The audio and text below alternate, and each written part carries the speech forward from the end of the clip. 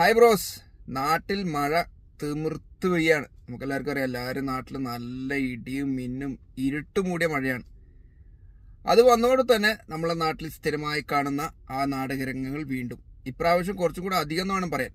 ഈ 4 വരി പാതലം വരുമ്പോൾ അപ്പം തന്നെ വിദഗ്ധർ പറഞ്ഞിരുന്നു ഇതിന് ഒരു ഡ്രൈനേജ് ഫെസിലിറ്റി അത്യാവശ്യമാണ്. പിന്നെ കുറേ റോഡുകൾ ഇപ്പോഴും കുഴിയും കുണ്ടലുള്ള റോഡുകളുണ്ട്, അത് വേറെ വിഷയമാണ്. സാധാരണ ഈ 4 വരി കൂടി ആയതിനു ശേഷം ഡ്രൈനേജ് ഇല്ലാത്തതുകൊണ്ട് തന്നെ ഇപ്പം വീടുകളിലേക്കാണ് വെള്ളം അടിച്ച് കയറുന്നത്.